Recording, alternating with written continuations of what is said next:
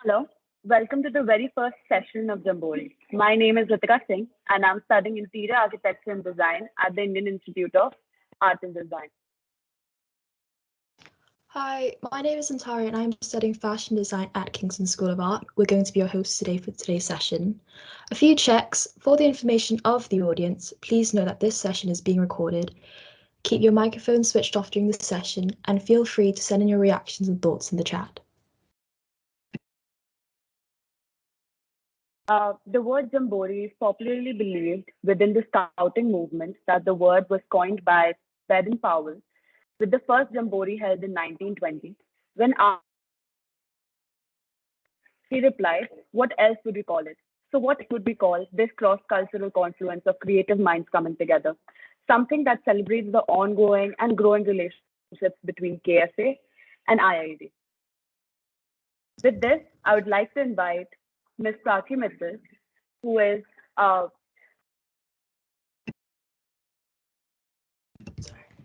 This sorry. series of design talks is part of the growing relationship between KSA and IIAD. We kickstart this series today with an insightful talk by KSA's Dr. Sass Brown. But before that, I would like to request Prachi Patel, Head of Academic Quality Management at IIAD, to introduce Jamboree to the gathering. She, along with Dr. Jake Abrams, International Director of Kingston, have been at the core of putting Jamboree. Thank you, Pantari and Ritika. So my name is Prachi Mittal, and sometime in February, Dr. Jake Abrams and I met to discuss ways in which we could deepen the partnership between our two institutions. It's not a long story after that, just a coming together of a common intention and a belief that there is so much for us to learn from each other and with each other. In a nutshell, Jamboree is a series of 6 sessions planned over this academic year. Somewhere towards the end of today's session, you will get to know the annual calendar. Each session will kickstart with a thought-provoking design talk, followed by a panel discussion and an open forum to expand on the ideas shared during the talk. But the hope is that the conversation will not stop with the event. We hope that it will nudge all of us to think further and continue this conversation within our peer groups. Jamboree is essentially about building a community where like-mindedness and diversity coexist. Our curiosity as design learners is the common glue that binds us, while our individual points of view bring the diversity that enriches us. Jamboree is envisioned as a shared space where serious matters can be discussed playfully. It is a conversation starter. It will be fueled by the participation of this community, largely the students. So I hope you can all feel free to ask, share, discuss, debate, not just during the sessions, but after the sessions. This is not about academics. It's about shaping our views as global citizens. And the only way to form those views is through conversation, discourse, and discussions. So if you can leave this forum with the so what, now what next, is that so? Then this forum has met its purpose. With that, I'd like to invite Damien, the head of School of Design at KSA, to just kickstart today's session. Damien, over to you. Well, thank you enormously, Prachi, and welcome everybody. What a brilliant occasion this is. I mean, I had this kind of little piece that I just want to say because I think, Jamboree is a great opportunity. It's designed for a range of learning purposes, but at its heart are people, human factors, and these wonderful factors, of course, are learning, research, community. So here, through our collaboration, us together, through our conversations together, we can share in the dynamic and the creative thresholds of language, often co-constructed meaning. And we can explore learning in a recursive spiral. That's a spiral which is developmental. It's developmental through its observation, its feedback, where we meet with others' ideas, we meet with others' cultures, and we meet with those materials that we bring together in our environments that we construct so that we can nurture creativity. So a warm welcome to everybody and Jamboree. Thank you for such encouragement, and we are very excited for this collaboration to continue.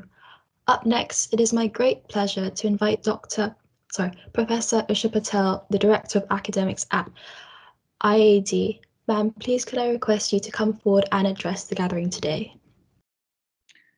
Thank you so much for inviting me. It's a pleasure to be part of this forum.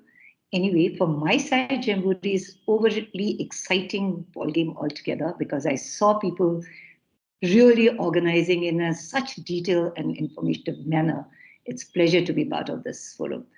For me, Jamboree is all about building intellectual experience, increasing communication possibility, and bringing in innovation by sharing ideas and multiple skill sets. It is fantastic that KSA and IIAD had an opportunity collaborating and enriching through this event. I need to thank the team KSA as well as IIAD for a wonderful event and effort and patiently they have organized this. The culture of learning has changed, we all know that. It's no more limited to the physical spaces. So let's take advantage of that. Education has broken time, space, cultural barriers, and it's opened up new channels of communication and learning. And we all are happy about it. We are reaching out to each other and we are collaborating in such fantastic forums. We are here learning to appreciate and the best of us to celebrate each other's cultural differences, perspectives, ideas, and also collaborating, sharing with, learning from, feeling free to express, and more valued, which is more valued than the intellectual or individual perspective. Looking forward to Jamboree to enhance our learning opportunity and growing and improving our ways of working and thinking all together. This goes for all the students, faculty, staff members who is party to this game. So thank you so much for inviting me to kickstart this. Thank you from my side. All the very best. Thank you so much, ma'am. Thank you for such a encouraging head start to the event. As Prachi ma'am earlier mentioned, this Jamboree is a series of 6 sessions across the academic year. The aim for such sequence of events is to envision Jamboree as an inclusive, democratic space to share design ideas, innovative concepts, and cross-cultural. I would now be inviting Ms. Caroline Alexandra, Head of Level 4 Fashion Design at Kingston School of Art, London, to introduce the speaker of our first talk. Caroline has been a part of the core team of Jamboree and has been working to put together today's talk. Thank you, Ritika. Thank you, and welcome everybody, and I hope you're looking forward to today's main speaker. It gives me great pleasure to introduce Dr. Sas Brown, who is the course leader of the MA in Sustainable Fashion, Business and Practices at Kingston School of Art in the Design School here. Dr. Brown is a researcher, writer, and educator whose area of expertise is ethical fashion, spanning from slow design and heritage craft skills to recycling, reuse, alternative business models, and ethical practices. Dr. Brown is our main speaker today and will present a talk which will explore, as titled, Fashion Impacts and its Responses. Following this, there'll be a panel discussion, and we also actively encourage our audience after the panel discussion to participate in what we hope will be a lively question and answer discussion. Enjoy the talk. Thank you very much, everyone, for such kind introductions. Thank you, Caroline. Thank you to both the universities. I appreciate the invitation to be here. Thank you very much. So with that, let me share my screen and make a start. Give me a second here. Okay, take me a second and you will get to see my very messy desktop for a moment. It'll just take me a second for this to be full screen. It always slows it down a little bit. Here we go. All right, so I will endeavor to try and keep this on time. So let me start. Just really with a little bit of background about who I am, some of that has already been said. So as a writer, a researcher, an academic, and an activist, my area of expertise is very much within ethical and sustainable fashion. So I've written a couple of books on the topic, Eco-Fashion and Refashioned. No longer very current. In fact, Eco-Fashion has long since been sold out in English. and in Spanish, I believe, published back in 2010. And the other book, Refashioned, was published 3 years later. I understand you have them in your library and that you refer to them, so I'm very heartwarmed by that. So thank you. These were important books at the time, specifically because really nobody at this particular juncture at 2010 was talking about the aesthetics of design. They were talking about the environmental impact. And at the time, most of the work that was being published on a large format, particularly in printed material such as books, was in fact pretty crunchy and granola. Of course, the reality of ethical fashion has changed radically since that time, where now more often than not, it's pretty much considered to be elitist and not sort of crunchy and granola anymore. But they were and remain important books to a degree because they were sharing the connections between what emerging designers were doing around the world. And they were making the aesthetics of design in sustainable design as important as the environmental, and that was being overlooked in most of the major publications at that time. So, and at that stage, and still to a very great extent, most of the really groundbreaking work was being done by emerging designers and working in little pockets all around the world, many of them feeling that they were sort of challenging a system all on their own, independently, when the reality was there were many, many pockets of these incredible creativity in fashion with a sustainable and ethical perspective. But nobody was connecting the dots. So that was the reason to publish the books in the first place, to show that all of these wonderful innovations and designers and brands working on their own in their own geographies were not actually on their own. They were part of an interconnected network of people around the world struggling and challenging the system of the mainstream system of fashion and producing really ethical and aesthetically pleasing work beautifully. So that was the foundation of both of the books. And at the time, the website Eco Fashion Talk, which still exists, but it's pretty much archived at this stage, but still a resource that can be useful. So I wanted to share a couple of resources with you. This one on the left is from Claire Press's Wardrobe Crisis. I don't know if you know Claire Press. She was a sustainability editor for Vogue Australia up until fairly recently. She has had her own podcast during that time and continues, and it's called Wardrobe Crisis. And she has more than 160 different podcast interviews on that platform, all with sustainable fashion experts, designers, brands, all sorts of different areas. So it's a really valuable resource if you're at all interested in this topic. And the image on the right, obviously I was one of the many of the 160 interviews, hence the image there, but there are some, it is a really excellent resource. The one on the right is Textile Toolbox. I'm not sure how much you know about that, but it was part of the Mistra Future Fashion Research Consortium, which was a consortium of educators and brand stakeholders that were aimed at making a sustainable and profitable change within the fashion industry, specifically with a focus on textiles. And so some of the industry stakeholders they worked with, for example, were H&M. And other academics, of which I was one, but it's a fantastic resource for academic writing on sustainable fashion. You'll see at the top, on the top bar here, resources, research and writing. So part of what came out of Textile Toolbox, by the way, is the name of Mistra Future Fashion's open source web platform.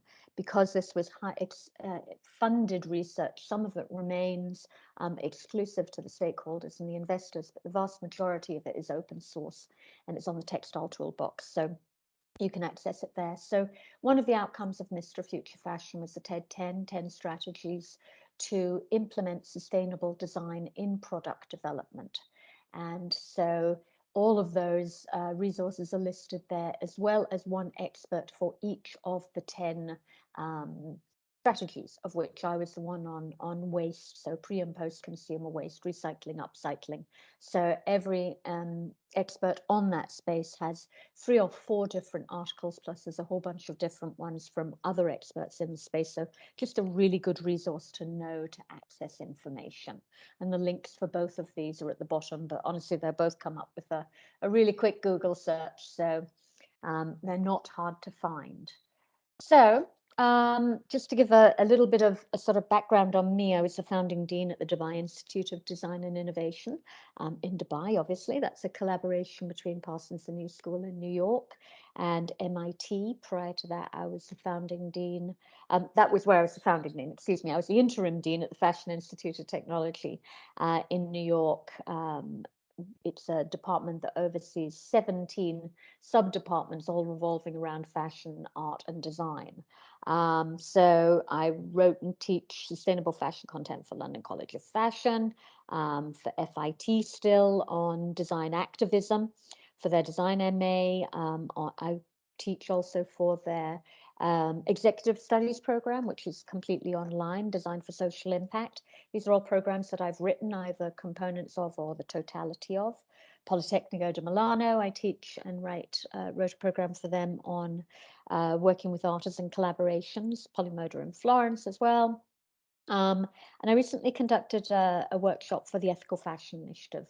Again, another body, if you don't know, please look into. The Ethical Fashion Initiative is a flagship program of the United Nations that does fantastic work, predominantly with African artisans, and partnering and connecting them to the luxury and premium fashion industry in a sustainable way. So sustainment of tradition, reinvention of artisanship, etc. So they have a series of masterclasses that they do for their fashion accelerator, which is African designers who have reached a level of excellence in their country that need to be exposed to an international audience to gain further growth. So it's a fantastic program. And I just recently did a series of talks for Gap Inc. On diversity representation, cultural appropriation, social zeitgeist, etc. So that's across all of their brands, which was really, really worthwhile. So this is, oh, my slides don't seem to want to move for some reason. Let me try something else here. Yeah, there we go. Sorry, it took a second for that to click in. So this is Kingston University's newest MA, which I wrote, called Sustainable Fashion Business and Practices. So it's running for the first time now. We're just 3 weeks in, so super exciting. And it's a hybrid business and fashion practice MA, which is intended to really result in tangible interventions in the mainstream system of fashion. So I thought it made sense to really start with some basic definitions. I'm sure very many of you are, all of you probably are aware of these terms, but the challenge is that there's a great deal of misuse and misunderstanding about fashion and sustainable fashion terminology.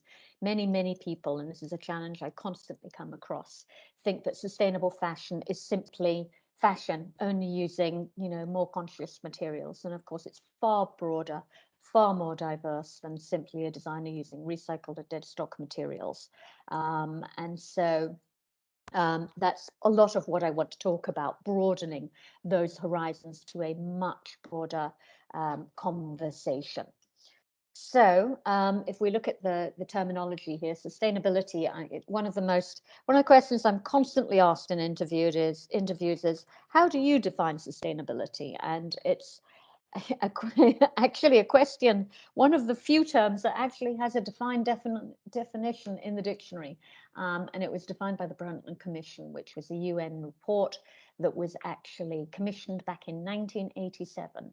It's not a term specific to fashion or specific to any industry.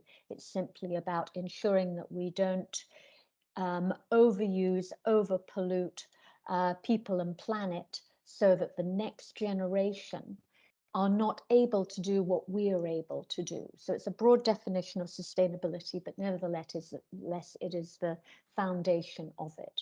So when we talk about sustainable fashion, of course, there's a whole range of different expressions of it. whether that's zero waste, whether it's upcycling, pre or post-consumer waste, whether it's minimization or elimination of chemical use, pollution, etc. There is a multitude of different expressions of it, but it's effectively the Brundtland Commission terminology expressed within a fashion paradigm. Ethical and conscious fashion tends to be the terms that I use now. Sustainability, like many other terms, has really been overused and misrepresented to a great degree. So I tend to use ethical or conscious. Also because when people talk about sustainability, they often are exclusively talking about environmental sustainability as opposed to human impact of fashion, the ethical components of how we work, the people that we work with, animal welfare, etc. Slow fashion is pretty straightforward. Of course, it's effectively a movement that focuses on quality and longevity, but particularly as it pertains to hand labor. So whether that is crafted materials, hand-produced materials, as opposed to mechanized mass-produced. So, and circular fashion, I think, is probably one of the most misused terms there is right now.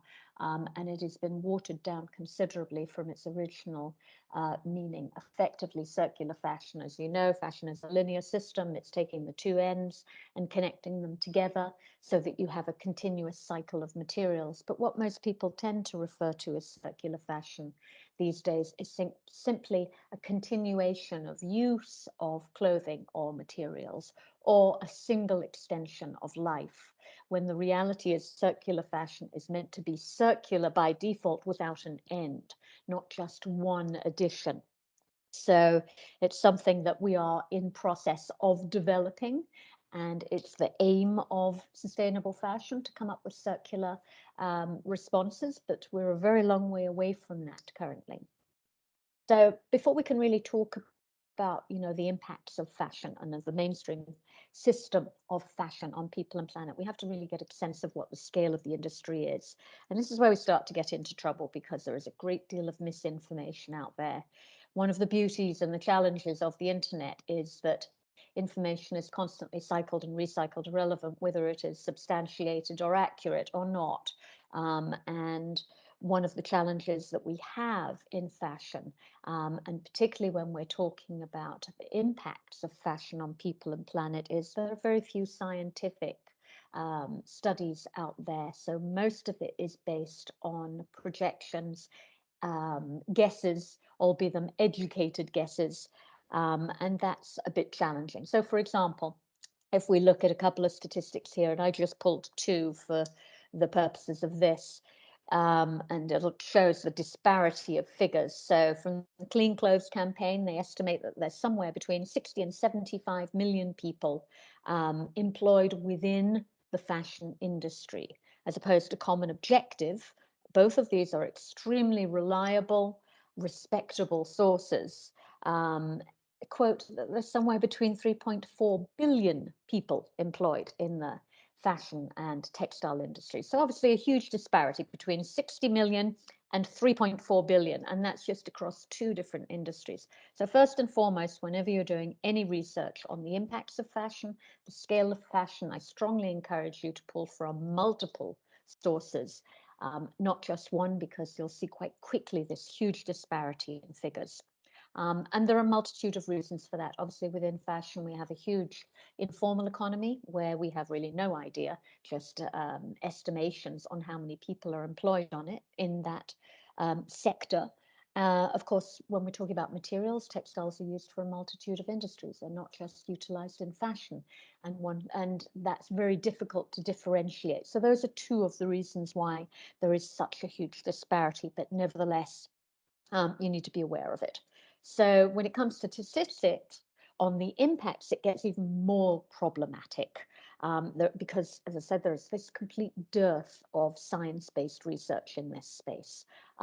And for all the right reasons, there's a real oversimplification of the complexities of these multiple impacts of fashion and textiles on people and planet. When we talk about statistics, the whole point of statistics is accuracy, but there's a very broad generalization that you'll find in a lot of impacts to do with sustainable fashion. And this is a really good example.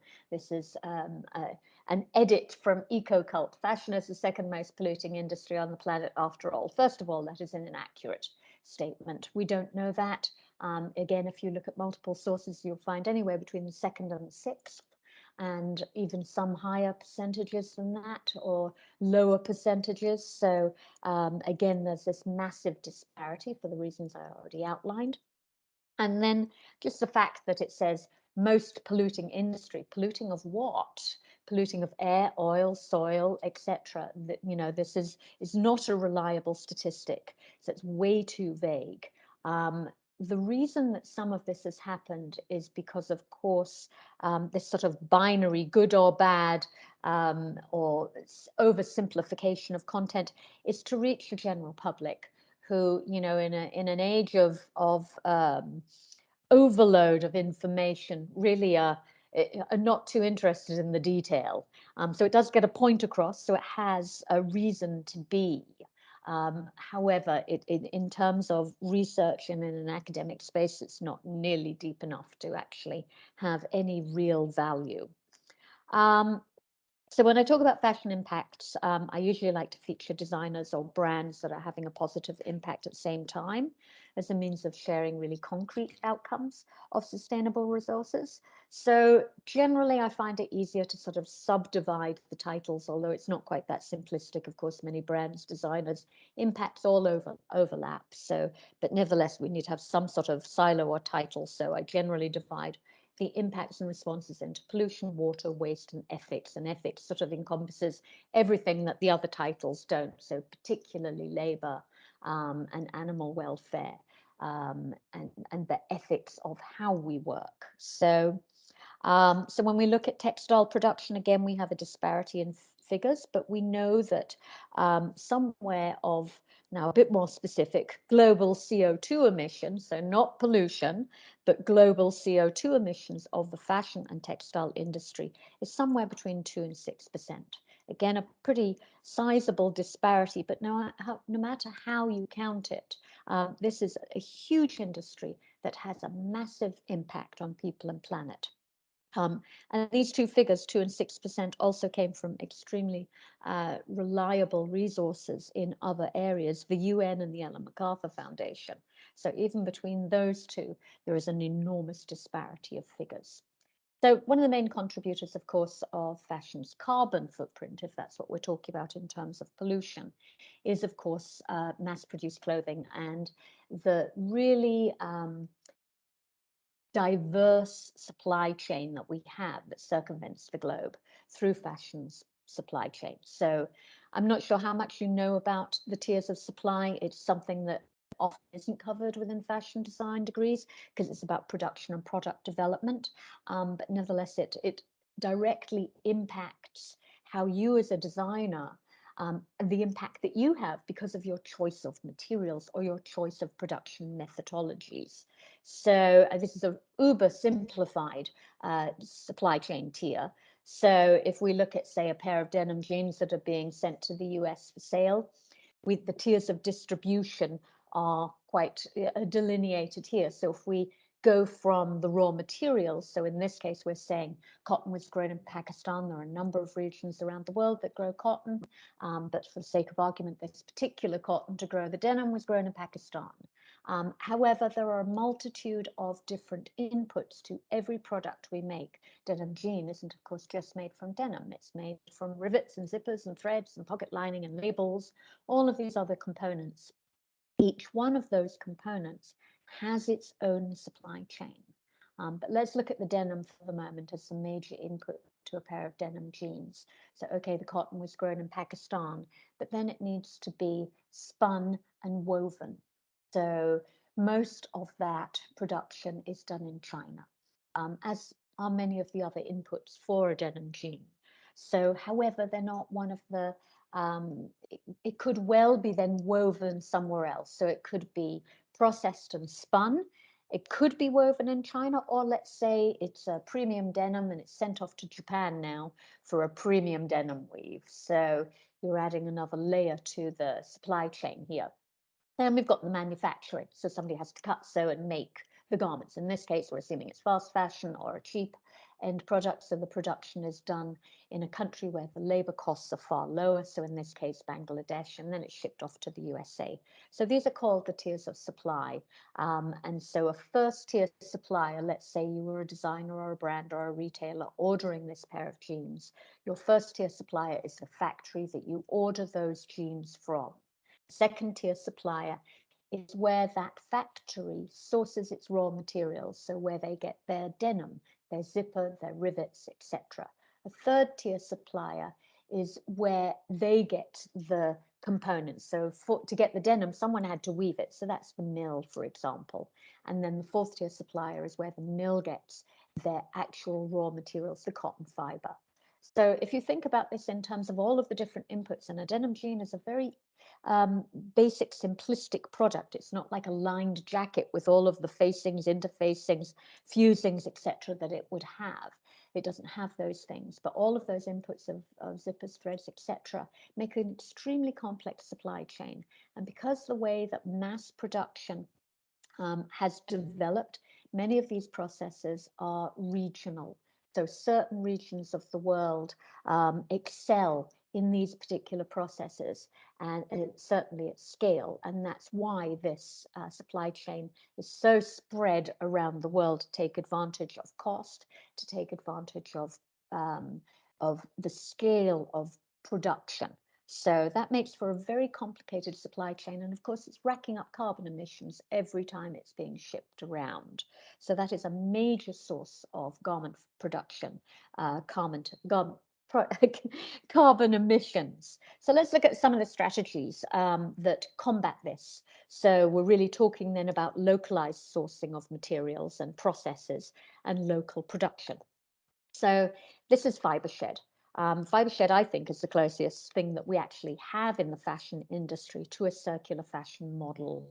And FiberShed is a localized community that encompasses the entirety of the textile and garment supply chain. So it includes farmers, spinners, weavers, knitters, and designers. And it's aimed at really responsible management of resources. And it's all done in a small geographic area. So although FiberShed is a movement, there are actually 34 of these FiberShed communities around the world, because the intent is to do all of those processes within about 150-mile radius. So nothing is shipped even across the country, never mind to other countries, right from raw materials to finished product. So it really is a sort of farm to closet solution, if you like. And because it also works specifically with regenerative farming and works with natural materials and natural processes such as dyestuffs and so on, it also means that the product at the end of its life is compostable and biodegradable. Compostability in and of itself is not a good thing, not if through the biodegradation of a garment or a textile, it's releasing the chemicals it was dyed and processed with, right? Then it's a pollutant. So it's the combination of biodegradability with natural processes that do not negatively impact the environment is where it's actually an important thing. And so there are 34 different FiberShed communities around the world, as I said.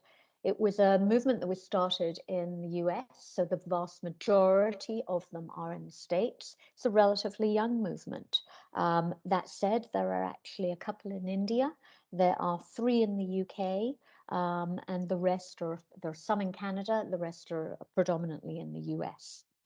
So let's look at some designers that work within that philosophy, whether they are FiberShed registered designers or not. And this is one of my favorites, and I know she's in one of my books, I think, Eco Fashion. And this is Alabama Channing, who has a fantastic collection. She produces her collection in Florence, Alabama, hence the name of the collection. Channing is her name, and so Alabama is the geography. And the entirety of her production is done locally. I think she's a fantastic example of a place-based designer where all of her sourcing, production, etc., is done within a very small geography. So although she's not technically a fiber shed designer, and part of their community, she very much operates within that way. Her entire collection is produced from cotton jersey, basic t-shirt fabric. You know, most designers would think of that as an incredible restriction to only use one material season after season after season.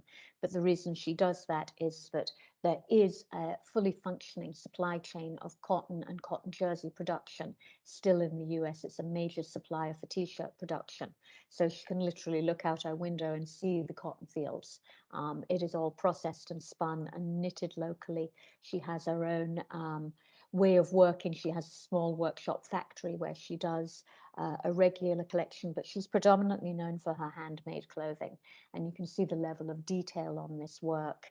I say she's a place-based designer also because she also piggybacks on this tradition in the region of women and creativity and quilting circles and applique. She does her own process called reverse applique, where it's 2 layers of jersey, which is embroidered together in a pattern, and 1 layer is cut away to reveal the second. Sometimes it's highly embellished. So her pieces are, you can see the detail on these, exquisitely beautiful.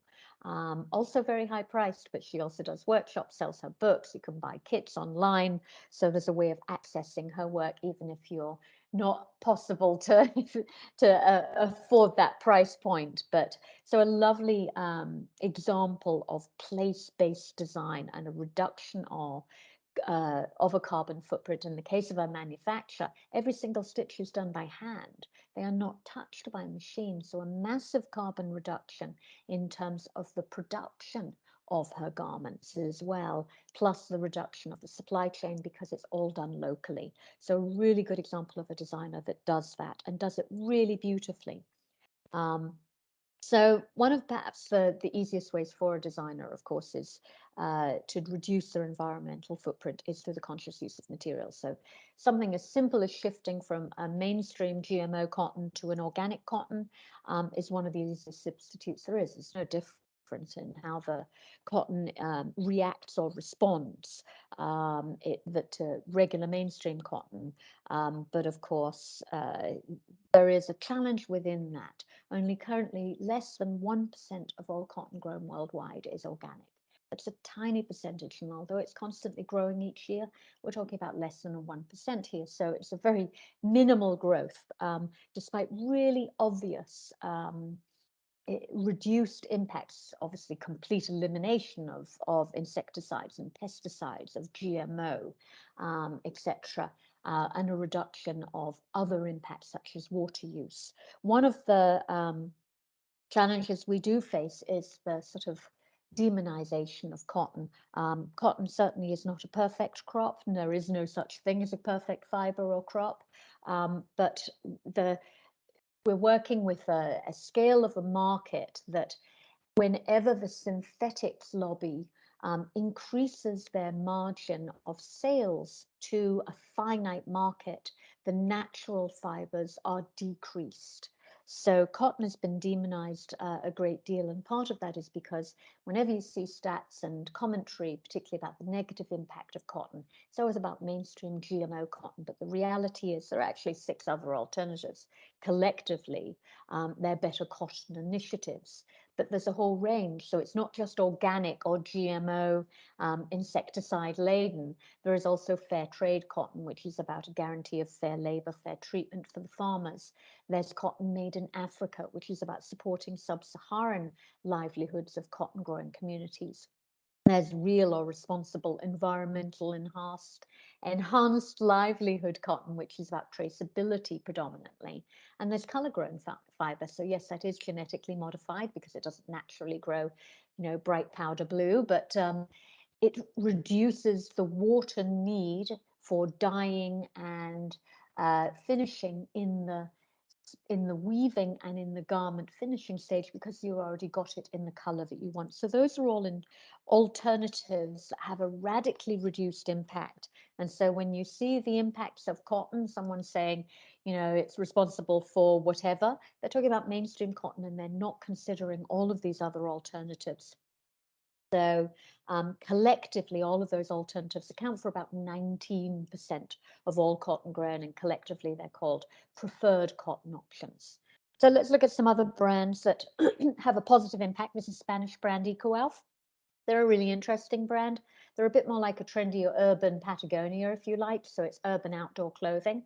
But the entirety of their collection is made out of recycled materials. So you can see the jacket on the left is made from recycled fishing nets. The one on the right is made out of recycled coffee grounds. Collectively, these are, well, not the fishing nets, but the coffee grounds is what we call a cellulosic, which is a natural source of a material, not a fiber producing source. So coffee grounds obviously don't make a fiber, but they can be used as the base raw material to produce a fiber.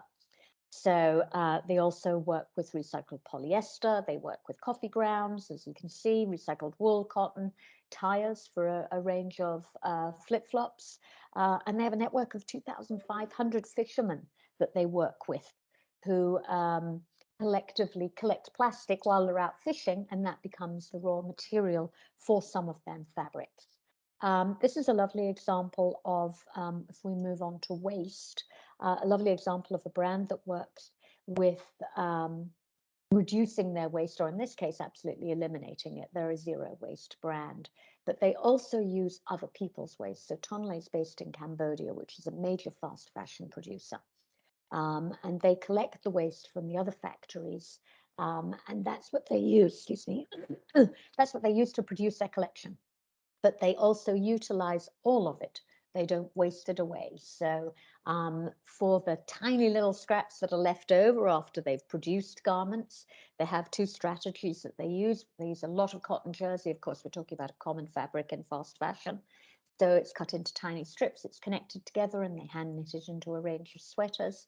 They also work with a weaving facility, and those tiny, tiny little scraps are shredded and they become the raw materials for hand looming. So really good strategies to utilize tiny scraps of waste, which of course we're always making within fashion production. I'm going to show this video at the end because it's a video and I don't want to stop the presentation to go back to the video, or maybe I'll just leave you with the link because it looks like I'm probably going to go over my time. But this is one of really only two experts in zero waste design. There are two major strategies in zero waste design and zero waste. Tonle is zero waste. They simply use all of their materials. But zero waste design is an entirely different strategy. It's about designing a garment where you don't cut anything out, that utilizes the totality of the width of the garment from selvage to selvage. So there is no waste created in the first place. There are really two major experts in this space, Timo Rissanen and Holly McQuillan. Holly and I did our PhD at the same time, although at different universities. She did hers in Borås in Sweden, which is actually where I started mine, but I didn't complete it there. So fabulous little tiny video that shows you her process, which is entirely digital. She has a great website with all of her other research if you're interested as well. So this is another really lovely example. This is a Korean brand called Recode, and they use predominantly both pre and post-consumer waste. The one on the right is from a recent collaboration that they did with Nike.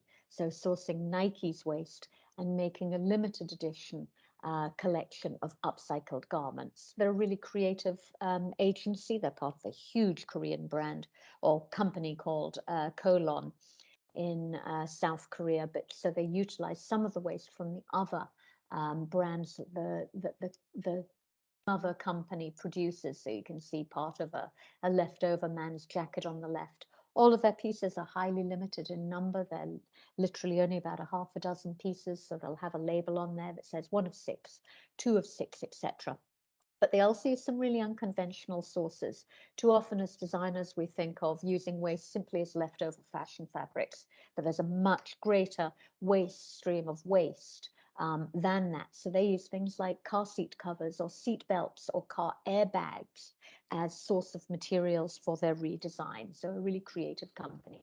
This is one of my favorites, Christine Meyer. She's a Berlin designer, now based in France, actually. And she works with post-consumer waste. So I think she's really a fantastic example. I think she's in one of my books as well, of working with vintage materials. So she uses materials like table linen and mattress ticking, denim jeans, camphor quilts, military materials. But she's particularly renowned for a series she does with the material on the left, which are vintage flour sacks. When I say flour, I mean the flour that we use to make bread.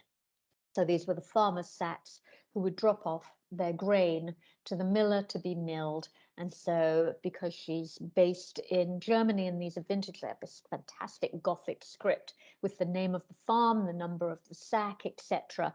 And that's what she reutilizes. The reason I like her is particularly is she's an absolute master storyteller. She utilizes materials that many people would see as wasted. You know, they're stained, they have holes, they're repaired, and she uses the platform of clothing to tell the story of the previous life that the materials had. So she honors that past life. She doesn't try and erase it. So I think she does that exquisitely poetically, and she's one of very few designers that do it that well. This is a different example of minimizing waste. This is a British brand called Universal Utility, based in London. And they craft a really ageless, timeless, seasonless, trendless collection. Now you might think that sounds pretty boring, that it's going to be a whole bunch of basics, but it's actually not. The designer and the founder of this brand is Karen Mansfield, and she's also a designer for Comme des Garçons. So this is not a boring basic collection. It does have a very particular aesthetic, however, but these are hard-wearing clothes made from hard-wearing materials, beautifully manufactured, that are meant to be held onto for a lifetime and even passed on. So, and not end up in landfill. So it's a different sort of design for longevity, if you like, a different way of coming at waste. Of course, there's, you know, all sorts of different considerations when we talk about biodiversity and species depletion, and the role that fashion and textiles plays in that. So a lot of that is tied to the use of animal skins. I'm not going to argue the goods and the bads of it. For the most part, most animal skins at the moment, at least bovine, as in cow, pig, sheep, etc., are a byproduct of the meat industry. So until we all become vegetarian or vegan, we might as well be utilizing it. However, there are a multitude of other alternatives. The problem with the vegan movement for a long while was that their alternatives were all plastic. So they perhaps didn't involve the killing of an animal, but they did involve the polluting of our environment. In more recent years, of course, there have been some much more interesting outcomes to that. So we've got Pinatex on the left, who is now scaled up, and their materials are readily available. That's made from wasted pineapple fibers. It also employs in the Philippines pineapple farmers who are, it's a very seasonal business outside of their normal seasonal growth. On the right hand side, of course, we have an image from Stella McCartney's unleather bag, which was made, I think, from Milo, which is mycelium or mushroom leather. That's from bolt threads. It's also readily available in terms of the material. There are a myriad of others, whether it's orange peel or apple peel or nettle or soy milk. There are so many different versions of materials and particularly leather substitutions at the moment, that it's a super interesting place. And I'd be remiss if I didn't finish off with talking about support of traditional crafts. Of course, many of you are in India, and it's one of the richest resources of traditional artisanship. And so this is just a couple of brands that base their entire business on the preservation of craft. So the one on the left is Stella Jean. She is a half Haitian, half Roman designer based in Milan who works with the Ethical Fashion Initiative. I referenced them before. They're a flagship program of the UN that works with African artisans. So she uses a lot of Ankara. Ankara, otherwise known as Dutch wax cotton, is intrinsically known as African. Of course, actually, as the name suggests, Dutch wax cotton has a heritage from the Netherlands, but she very specifically works with small African producers, not the large Netherlands-based corporations, but she also works with handwoven cotton or handwoven materials, traditional artisan materials out of Burkina Faso. And you can see her aesthetic very much pulls on that region of the world beautifully. This lovely combination of her heritage, her Italian tailoring, and her African heritage, and a combination of those two. Of course, the designer on the right, you hopefully, at least those of you in India, know already, and that is Swati Kalsi. Swati does incredible work with Sujani embroidery in Bihar in India, working with producing only about 7 items a year. These are highly prized luxury pieces. She works with about a dozen artisans. She does 2 workshops a year that can last anywhere from 2 weeks to 30 days to produce these incredible pieces. The piece on the right, you can see how heavily embroidered it is. So it's pulling on the tradition of Sujani embroidery from that region, but it's a creative exploration in new applications. So it's a tradition, it's a continuation of the tradition of the technique, but not the output. So it's new ways of using it. Does these beautiful, exquisite garments that are really collectors' items. Many of them are bought by collectors and many of whom are museums. So she really does produce a tiny amount of garments. She has a secondary line which uses a little bit of artisanship that's made in Delhi, and that in turn funds to a degree the workshops. And that's often the case for designers that work with artisanship, where they may have 2 lines, one more of a commercially driven at a better price point that involves a little bit of artisanship or references it in some way, and then the artisan made exquisite pieces that often are part of a non-profit undertaking. And so she's really, really renowned for this reinvention of historical and traditional material use, but through a creative and a respectful collaboration. So I know I am already at almost 3/4 of an hour.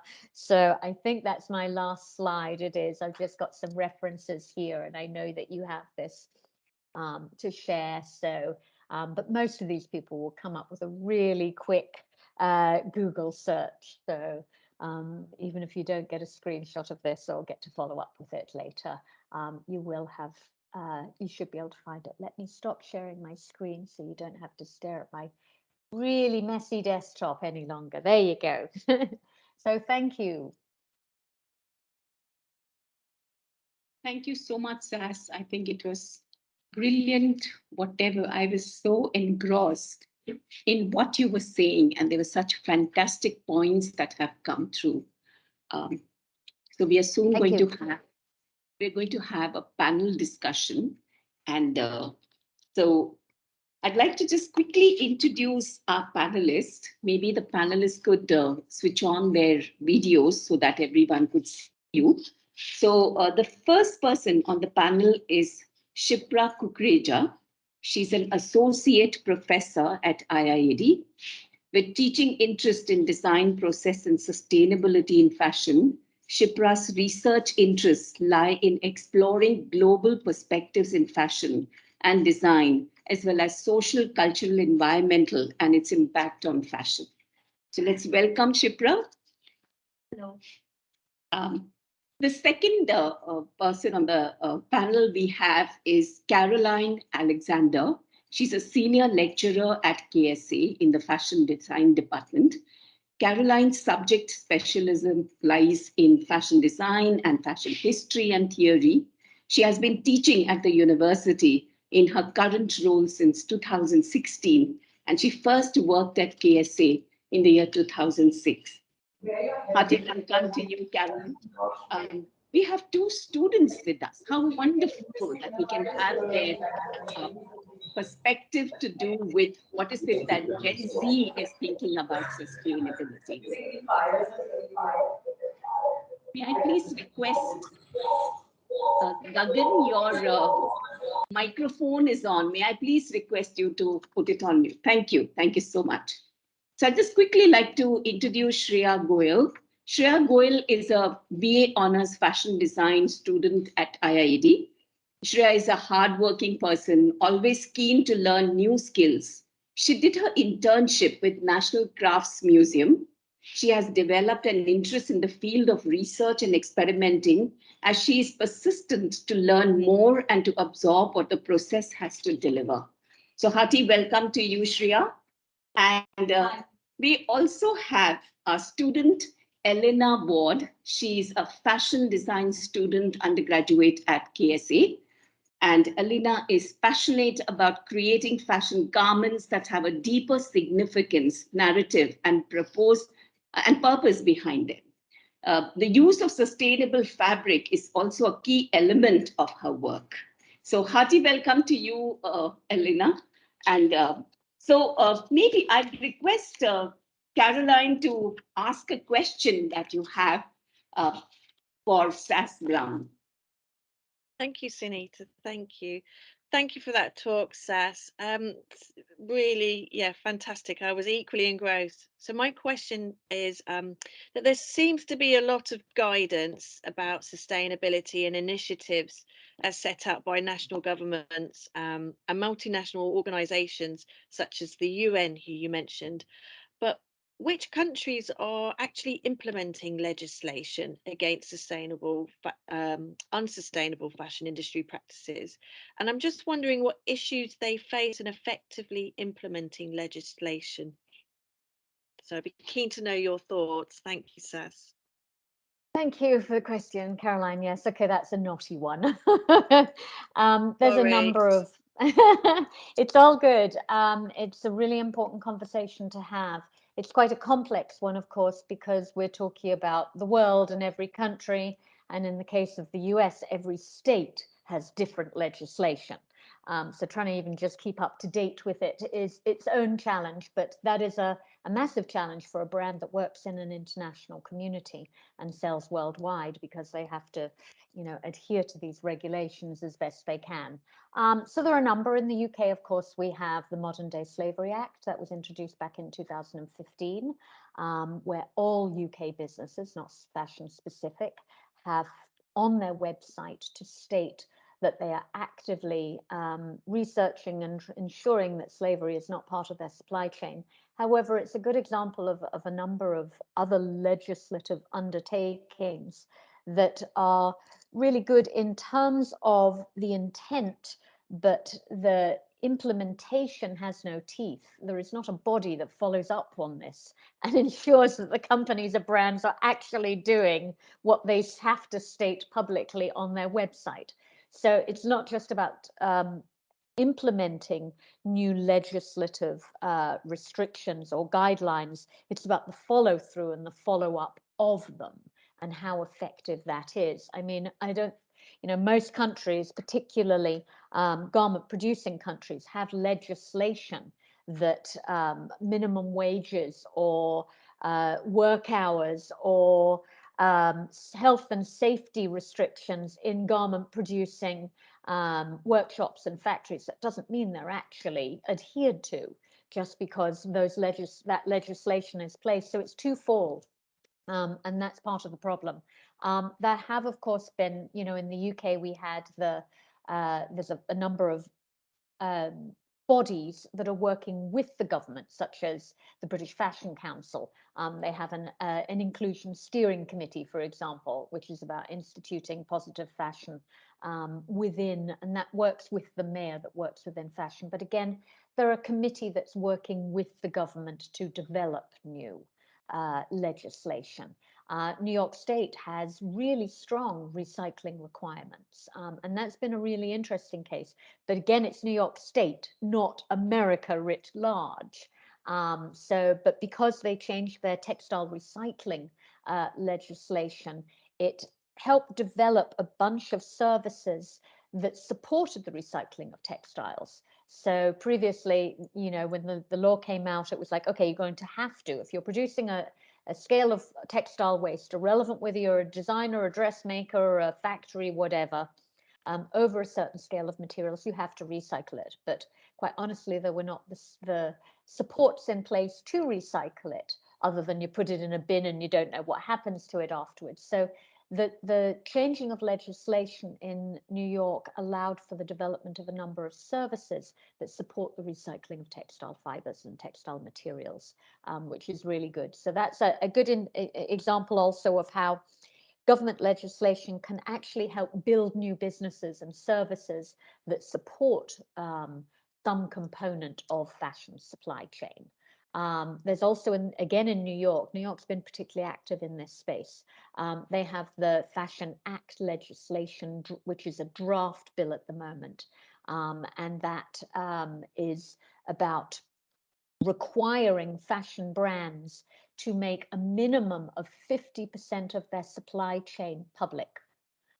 So, you know, right now we have a whole range of brands that say they have audits and they have certifications and they do all these annual checks, but with very few of them do they actually publish those outcomes and those reports. So what they say they do and the reality, you know, there's often a big disparity with it. I think Boohoo and Pretty Little Things in the UK is a prime example. They had a sustainability officer before they came the subject of a government review and investigation. They had minimum wage legal requirements in place before that. They simply weren't adhering to them, and they knew full well they weren't. It was in their annual reports.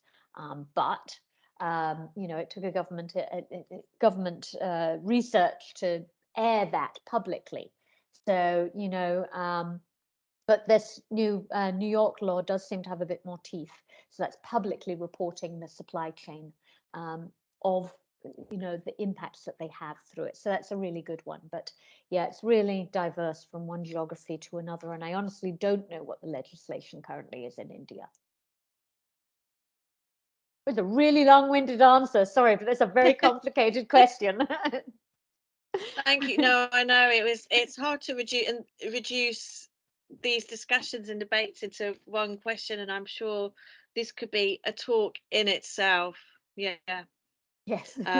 But I think it's a case of we're seeing more initiatives and legislation trickle through, and hopefully that will have a ripple effect.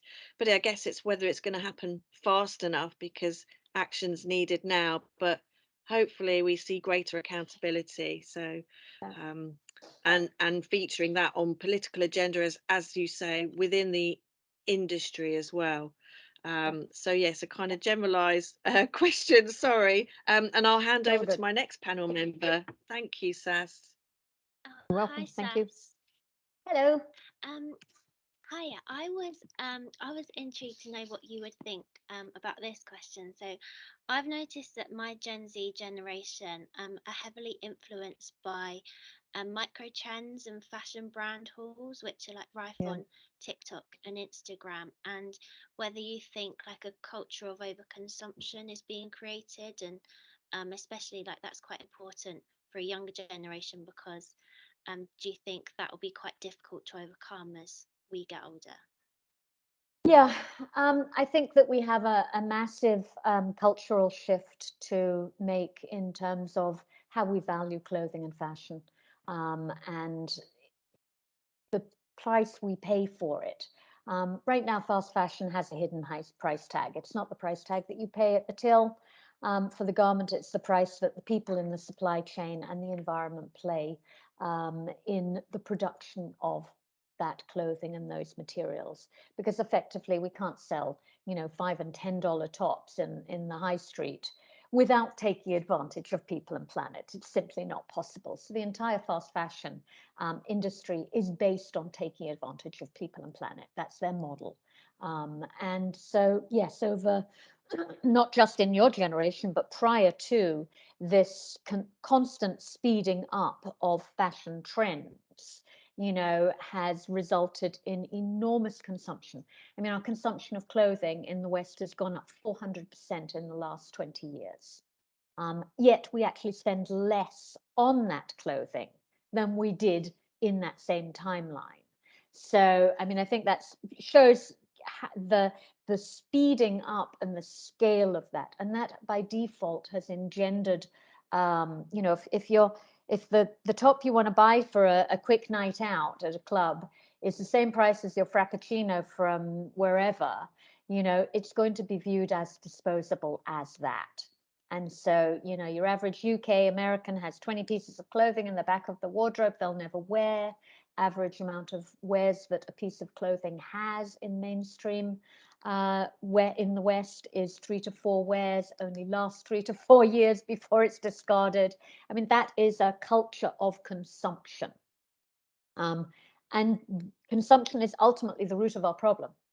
We cannot, no matter how ethically, sustainably produced garments are, we cannot keep up that rate of consumption ethically and sustainably. It's not possible. Replacing your half a dozen pair of denim jeans with organic denim jeans actually doesn't solve the problem. Yes, it makes it better, but it's doing less bad as opposed to actually making significant and change.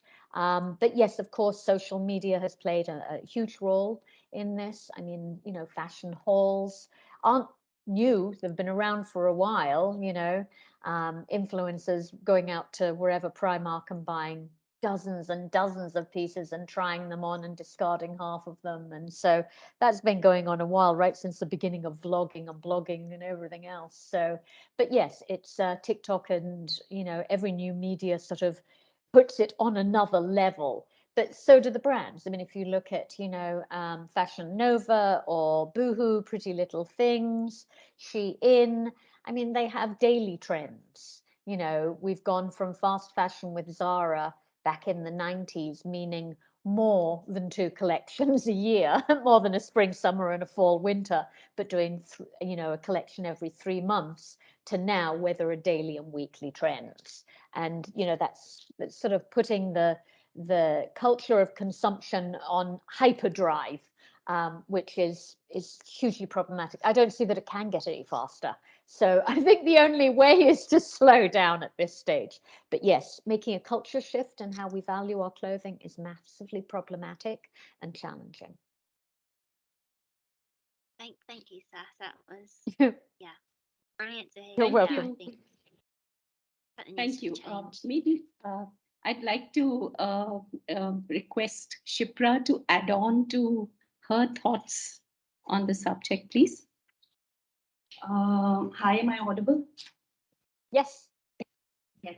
So I'd just like to start by thanking Dr. Brown for not just this presentation, but also the body of work that she's been putting forth for design students, practitioners, and early researchers to look up and build upon. So huge amount of work there. I don't really have a question to pose here, but I have a few thoughts, and I'd like your thoughts on the same. So when we talk about tend to put the onus on the brand or the designer and the supply chain and the manufacturer and maker. And now we're having conversations about the consumer taking a bit of that responsibility. As we tend to use the term fashion industry interchangeably with the clothing industry and the apparel industry. Talking about the consumer, we call her, mostly her, the fashion consumer. We don't call her the clothing consumer, right? And that really puts the conversation in to a particular segment of people. Who probably have access to, say, high street retailers or BOF newsletters or fashion magazines. But that's not if you're looking at putting larger responsibility on consumers, which includes kids wear, it includes men's wear, it includes older people. It's really clothing consumers and not fashion consumers. So I've heard you talk earlier about design colonialism in another talk, and I've heard you mention the elitist sort of attitude to fashion and also the Western viewpoint that usually moves forward. When we're looking at mass consumers, which are in non-Western, say, geographies, where, for example, there's a middle class, say, girl in India who's still picking up a few garments of clothing a month. she does not consider herself, say, a fashion consumer, so she does not take things on herself. She doesn't feel like she's responsible for the washing cycles or how she's disposing those garments, and she's because she's not it, right? And when we say fashion consumers, or we limit it to the word called fashion, and words have weight, yeah, we kind of just limit it to that segment. Yep. So I feel like clothing is inclusive and fashion is exclusive. And we need to move that conversation to more garment and clothing. And the other thought I wanted to share is also that this conversation also needs to move away from the academia into people's living rooms.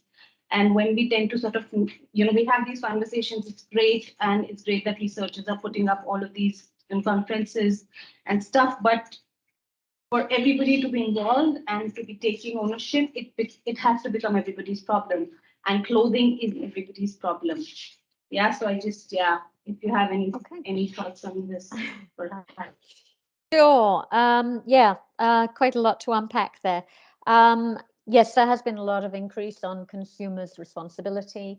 Honestly, I think it's unfair to a degree. We can't put the responsibility on changing an industry on the people that buy clothing, many of whom are buying what they can afford and what they need, as opposed to, participating in a much wider consumption habit. So I think there are three main stakeholders. For real change to happen, it has to include the consumer, but it also has to include governmental legislation and follow through that has teeth, not just a law that's never checked on. And it also has to include the brand. So all three have to work together to make significant change. It's not fair putting the entire onus on the consumer or even on the brand, because the brand will do what the consumer wants. So, I mean, they're all deeply connected by default. And because, and you're absolutely right, it's not fast fashion per se, it's clothing. It's the production of cheap clothing. So in a way, it's quite, misnamed, just as we called it, global warming at one stage, and now we've shifted to the term climate change, because of course it doesn't mean warming for everyone, does it? So it's a sort of a misname to a degree, because it's about cheap production of clothing that doesn't respect people and planet, and doesn't honor those resources through the production and through the use and through the discarding of those products. So yes, of course, there's an awful lot of talk in academia. A great deal of it has, of course, gone to the public space. That was the whole reason behind publishing my books, and particularly the website, because, the proliferation of digital media is enormous and has a much greater impact on your average consumer than any academic paper will ever have. So yes, that conversation has to be far broader than academia. And it is in many places, but some of that, of course, is geographically based. It may be a broader conversation in one geography and a less broad or more academic in another. Certainly in the UK and the US, which are sort of two geographies I'm very familiar with, the conversation is very much in a public space. And it's very much on websites and blogs. I mean, you can find any number of sustainable fashion bloggers, TikTok feeds, etc. So, but yes, that absolutely has to continue, and the conversation has to broaden way beyond fashion, because it's not about consumption of trends, it's about consumption and discarding and the impact of clothing writ large. So thank you for those observations. So for the last, maybe I would like to request Shreya to kind of say her views. You want to ask a question? You want to share the pattern? Yeah, you can do that. You'd like to ask a question to Dr. Sass? Yeah? Okay. So Dr. Sass, you would request you to answer one more question, which one of our panelists have here. Yeah. Hello. Go ahead. I would continue from the previous conversation that we're talking about, that when we talk about the fashion industry, it's just not about the clothes and the garments. And we also have to look at the packaging that we are producing with the production of the clothes. a question that comes to my mind is that do we really need to create an experience of like a luxurious experience of unboxing for the customer to market our clothes, or can we can we bring down the packaging to a minimal to what it is needed? It's a good question, actually. Thank you for that. Obviously, when we talk about sustainability in fashion, the focus is predominantly on clothing and the production of clothing, but there's a whole myriad of other industries that are directly involved in the production, the shipping, the logistics, the packaging of clothing that are equally important. So yes, packaging is a major issue. In the last few years, there's been great developments in terms of more sustainable packaging options. Part of the problem that we have in mainstream fashion is, of course, that big high street stores and department stores have very restrictive shipping requirements. So they will have things in there such as you must individually plastic package each individual product that then has to be in another package that has 6 products across a size range. So they have all of these rules and regulations that they put in place for their shipping requirements, down to what type of hanger you use, all of those things. So it's hugely problematic in the space of mainstream and high street fashion. Some of that is changing, although not completely, but therein is a good reason to, diversify your sales and work outside of the mainstream fashion system, not through the high street, but with your selling directly to consumer. And you can define your own packaging and your own packaging needs. There's been really interesting things happening with, as I said, different material use, but also shipping back of boxes, reuse of boxes, drop-off points, all sorts of things. So I think it's up to, in that case, that really is about the brand. In many cases, or the designer finding more sustainable and interesting ways of packaging and shipping and their products. I mean, there are some designers that are they're still using tissue paper, that using, for example, non-acid dyed or bleached paper that have little seeds in, so when it biodegrades, it grows flowers. There's some really lovely and creative ways of utilizing packaging in a more sustainable way. So, but yes, that then the onus is then on the designer or the brand that's doing the shipping. But good question, thank you.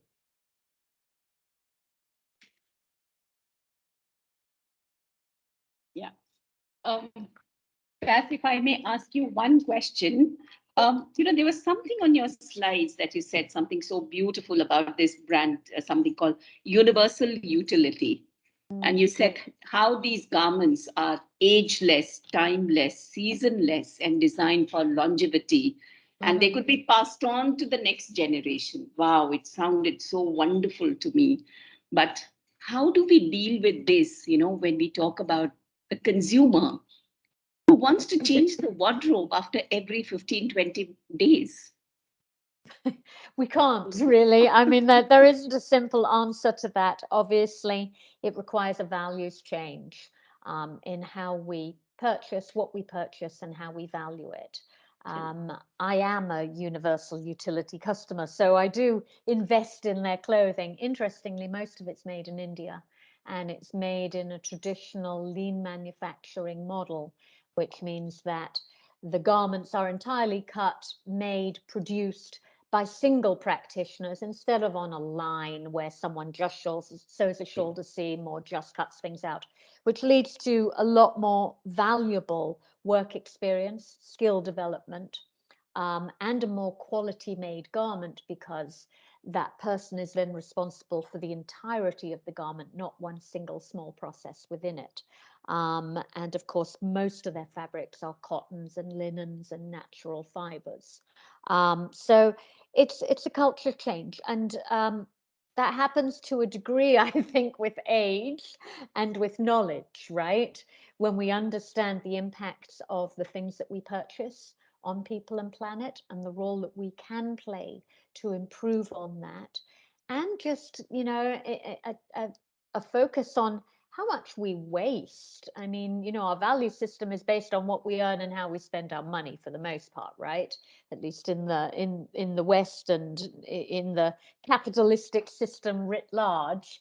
So, you know, if money is of the greatest value, we're wasting an awful lot of it on clothing we will never wear, that sits in the back of our wardrobe, that's discarded without ever being worn or being worn a few times. So I think there is something to experience and time where you get to look back and say, wait, how much have I invested in all that stuff I've never used? Perhaps there is a slightly smarter way of making the choices that I make and the purchases that I spend. So I think that does also happen a little bit with age, but absolutely with dissemination of knowledge and understanding of our role in those impacts, for sure. Thank you. Thank you so much. I pass it on now to the student ambassadors. Hiya. So I was just going to ask a few questions in the chat. I know, feel free to ask questions to people watching. There is one already from Kriti. And she says, hi, I had a question related to the part where Dr. Sass spoke about production of clothing. If clothes are hand stitched and localized rather than machine produced, which also reduces carbon footprint, how does it meet the demand though? Well, I think demand isn't a singular perspective, right? Demand is across multiple markets, multiple price points. And so does it meet high street needs or mass consumer needs? Absolutely no, it doesn't. But it was never intended to do that.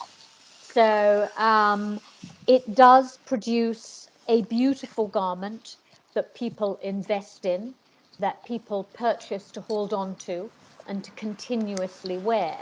Now, if it's outside of their price point, the particular example I gave, which was Alabama Channing, you can buy her books and you can make it yourself, or you can buy her. Well, that's a choice, isn't it? Right? I mean, there are lots of perspectives here. There are, you know, fashion isn't a single market. It's not for a single consumer with a single price point or a single desire or ability. So, okay, making clothes isn't your bag. Fine. That's not what you invest in, right? Or, you know, purchasing at a certain point, price point is outside of your capability. Those are choices. They're not the only choices. There are a multitude of choices out there. So it doesn't meet mass consumer needs, but it does meet some needs. And the fashion, to become more sustainable, needs a multitude of responses, and that is just one of them. Yeah, that definitely makes a lot of sense. And yeah, if anyone else wants to write anything in the chat, please do. If not, I think we'll be going on to introducing things for the next lecture. So yeah, do write something in the chat if you would like a question answered.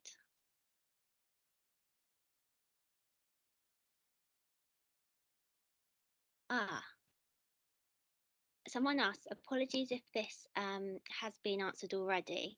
Based on my premature understanding of the MA in sustainable fashion and businesses, I was wondering how exactly could Fibershed business structures be replicated by bigger companies such as Louis Vuitton, or if they can be applied by luxury brands at all, and if so, how would these be sustainable in the nature of a capitalist system? Well, that's a biggie. I mean, just the bringing up capitalism alone is a massive commentary right within it. I mean, the reality is that the capitalist system does not work for the sustainability of people and planet. A free market economy that is based on a value system that the biggest, the most prolific, the constantly growing and expanding business is considered to be the most valued is not a sustainable perspective.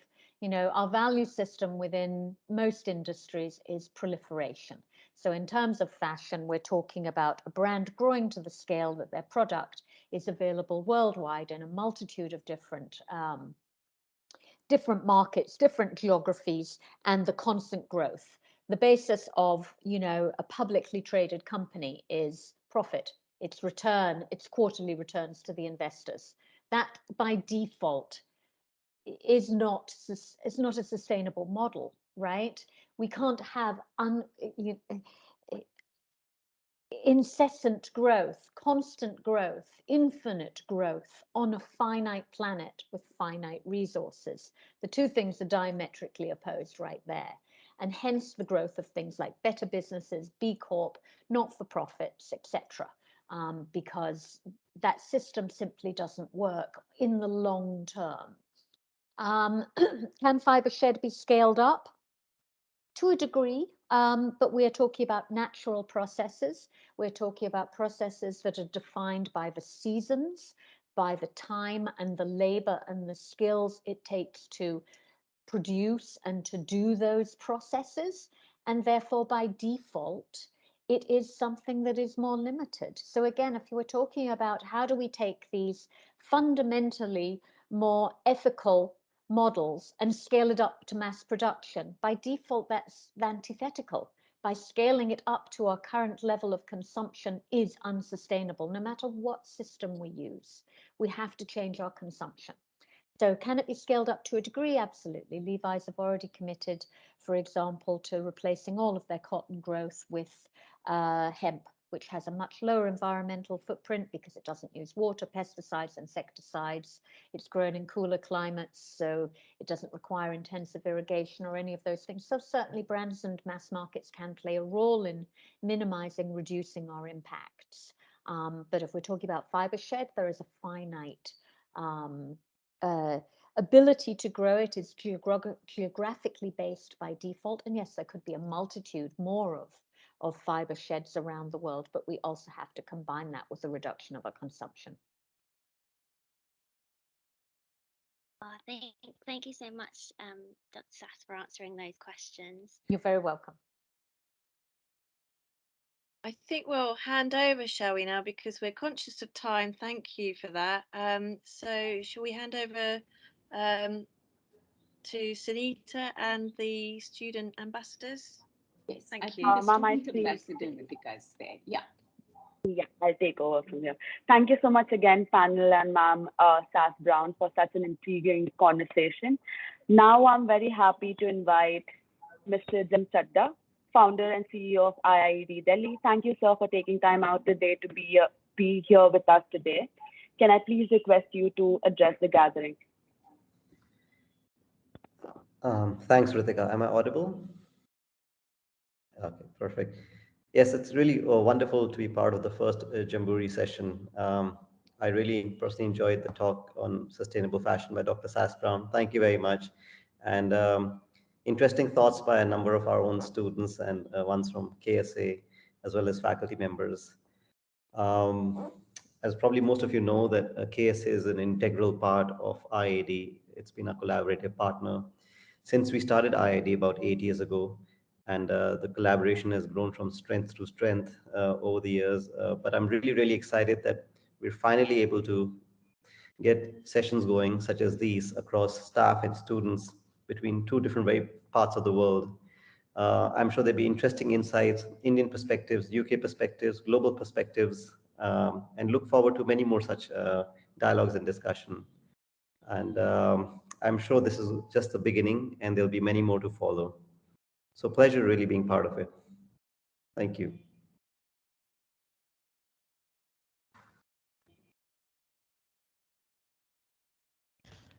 Thank you everyone for a great session. We'll be hosting more talks throughout the year. The next talk hosted by IIAD. You can make a note of the dates and block your calendar. I'd like to invite Shaz Ahmed from the Faculty of Communication Design at IIAD, who's going to be the speaker for our next event on the 16th of November.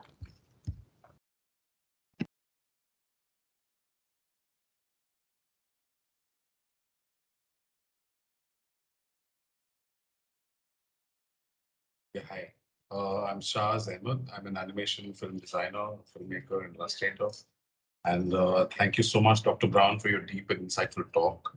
The connection between your talk and my talk, perhaps the word organic, we'll try and continue.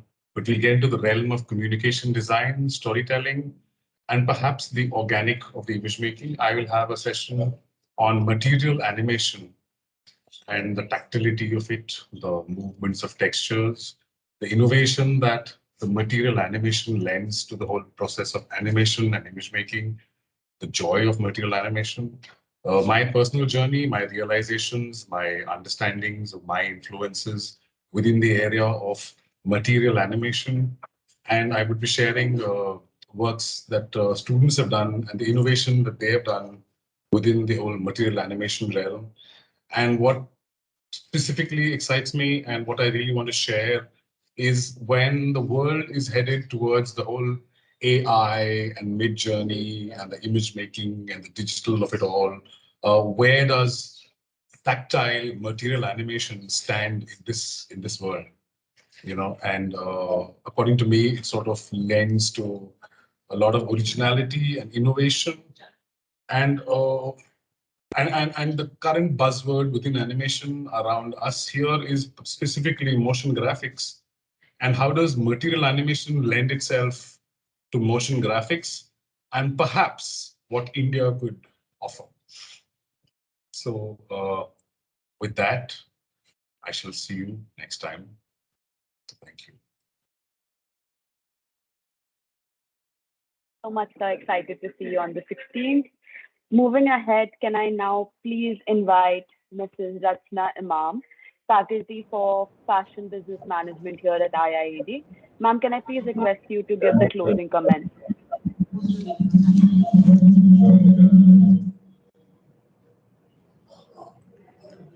So we would like to thank our student ambassadors who have worked relentlessly to make today's session such a huge success. They have been working on the social media, making all the creatives for the event and coordinating the entire event. From IIAD, we have Sumit, Ritika, and Kritika. From KSA, we have Shanik, Emilia, Eden, Flora, Kate, Eliana, and Pantari. I would like you all to please switch on your cameras and would request everybody to give them a huge round of applause for working so hard and making it such a huge success today. So this is a platform for the students and by the students. I would also like to invite the new student ambassadors who would like to enroll and be a part of our next Jamboree event for the 16th of November. So you can reach out to your faculty and be a part, propose your names and be a part of this event. I would also like to thank the deans of both the institutes, Mr. Damien of KSA and Professor Usha Nehru Patel from IIAD for giving us their relentless support and being such an inspiration and encouraging all of us to make this event a huge success. I would like to also thank Dr. Jake, our faculty, Caroline and Prachi, and also the head of communication at IIAD, Asha, and her team, Emily and Jennifer, who have been coordinating the event. And I would like to extend my thank you to Dr. Sass Brown and the entire panel for today's session. And it was really an encouraging and informative and a very, very thought-provoking session. And I think these conversations will, carry forward in the next session and throughout the sessions for this whole academic year. So thank you to all of you for being such a wonderful audience. Thank you, ma'am. Seeing Jamboree from an idea on a piece of paper to transforming it into a living concept, where we witness such interesting, thought-provoking ideas like we did today, only makes me so much more excited for everything that we have coming ahead. Thank you for celebrating our very first talk of the event, and I hope to see you all on the 16th. Thank you for being such a patient and interactive audience, and see you all next time. Thank you, everybody.